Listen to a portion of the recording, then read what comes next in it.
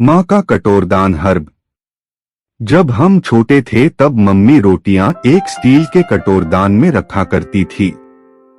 रोटी रखने से पहले कटोरदान में एक कपड़ा बिछाती, वो कपड़ा भी उनकी पुरानी सूती साड़ी से फाड़ा हुआ होता था। वो कपड़ा गर्म रोटियों की भाप से गिरने वाले पानी को सोख लेता था, जैसे मम्मी की साड़ी का पल्लू सोख लेता था। हमारे माथे पे आया पसीना कभी धूप में छाव बन जाता, कभी ठंड में कानों को गर्माहट दे जाता। कभी कपड़ा न होता तो अखबार भी बिछा लेती थी मम्मी, लेकिन कुछ बिछाती जरूर थी। समय बीतता गया और हम बड़े हुए। एक बार दीपावली पर हम मम्मी के साथ बाजार गए तो बर्तनों की दुकान पर देखा कैसरोल। चमचमाते लाल रंग का, बाहर से प्लास्टिक और अंदर से स्टील का था।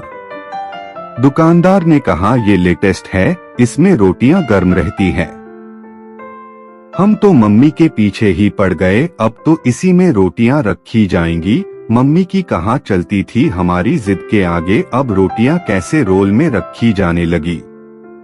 कटोरदान में अब पापड़ रखने लगी थी मम्मी। अगले महीने मम्मी की एक सहेली ने पापड़ मंगवा के दिए, पर वो तो बहुत बड़े थे तो कटोरदान में फिट ही नहीं हो पाए, इसलिए उन्हें एक दूसरे बड़े डब्बे में रखा गया।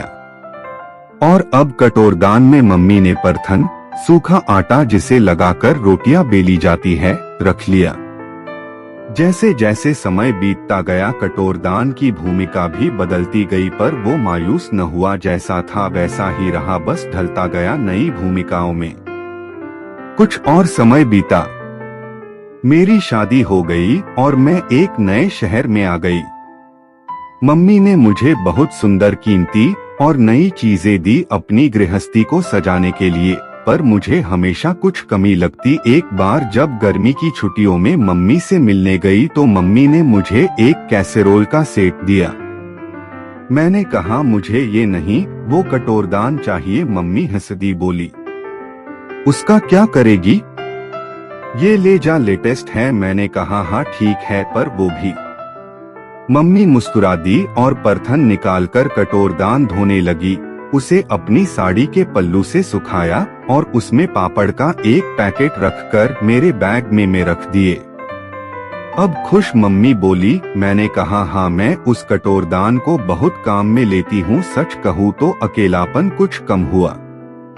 कभी बेसन के लाडू भर के रखती हूँ, कभी मठरी, कभी उसमें ढोकला बनाती हूँ, कभी सूजी का हलवा जमाती हूँ, कभी कभी पापड़ भी रखती हूँ। आई नित नई भूमिका में ढल जाता है। मम्मी का ये कटोरदान यहाँ आने बाद मुझे मम्मी की बहुत याद आती थी, पर मैं कहती नहीं थी कि मम्मी को दुख होगा। कभी कभी सोचती हूँ, क्या इस कटोरदान को भी मम्मी की याद आती होगी? ये भी तो मेरी तरह मम्मी के हाथों के स्पर्श को तरसता होगा। आखिर इसने भी तो अपनी लगभग आधी जिंदगी उनके साथ बिताई है। बस हम दोनों ऐसे ही अक्सर मम्मी को याद कर लेते हैं, एक दूसरे को छूकर मम्मी का प्यार महसूस कर लेते हैं। बस ऐसे ही एक दूसरे को सहारा दे देते हैं। मैं और मम्मी का कटोरदान।